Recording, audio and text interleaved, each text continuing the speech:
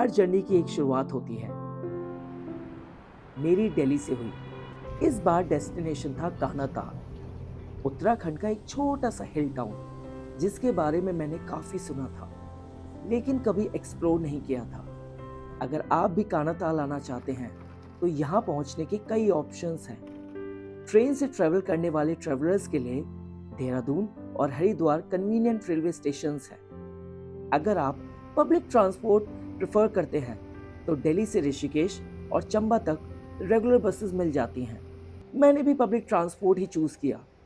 दिल्ली से ऋषिकेश, फिर ऋषिकेश से चंबा और चंबा से फिर शेयर टैक्सी लेकर मैं कानाताल पहुंच गया।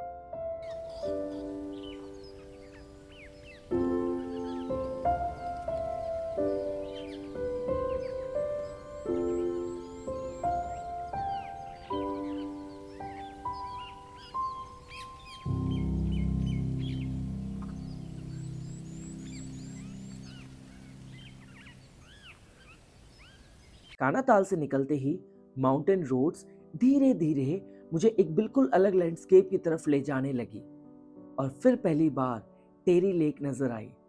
पहली नजर में ही एक बात समझ आ जाती है, लोग यहाँ सिर्फ लेक देखने नहीं आते, वो उस एक्सपीरियंस के लिए आते हैं जो इसके आसपास बना हुआ है। इस बार मैं पानी में नहीं उतरा, मैंने बस कुछ वक्त लेक के पास स्पेंड किया, उसके एटमॉस्फेयर को ऑब्जर्व किया और उस जगह को वैसे ही एक्सपीरियंस किया जैसा वो उस दिन मुझे मिली।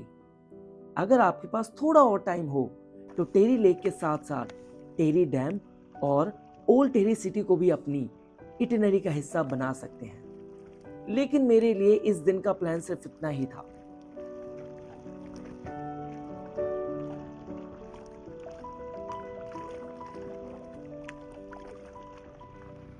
अगली सुबह मैं जल्दी उठ गया।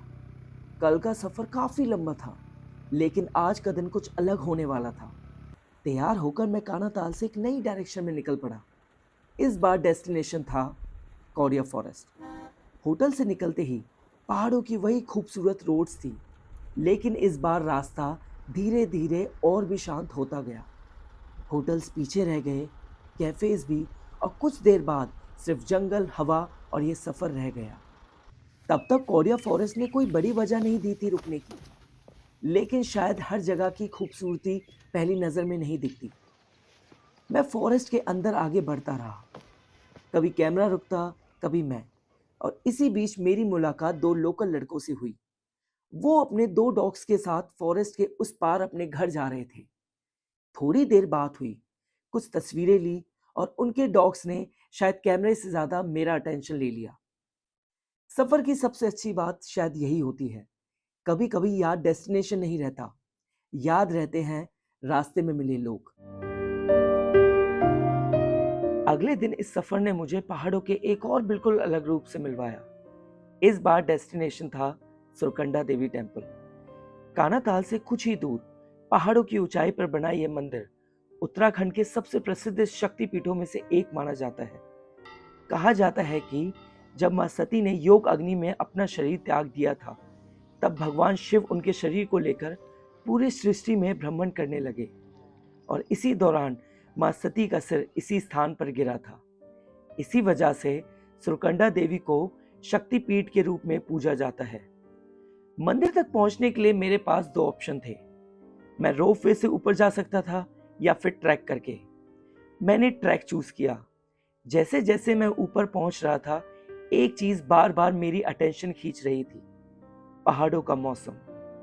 कुछ ही मिनट पहले तेज धूप थी और देखते ही देखते पूरा मंदिर बादलों और कोहरे में छिप गया। फिर कुछ ही देर बाद आसमान दोबारा साफ हुआ और मंदिर एक बार फिर सामने था।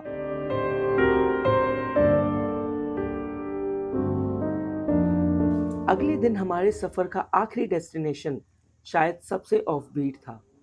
इस बार हम जा रहे थे सॉर्ड विलेज, लेकिन इस बार चैलेंज सिर्फ वहां पहुंचना ही था। मेन रोड इस गांव तक नहीं जाती थी और ना ही कोई क्लियर रूट था। गूगल मैप्स भी यहाँ ज्यादा मदद नहीं कर रहा था। बस रास्ते में मिले कुछ लोकल लोग ने हमें एक डायरेक्शन दिखा दी। उसके बाद हम थे, पहाड़ थे और उनके बीच ना जाने कितनी छोटी छोटी पगडंडियां।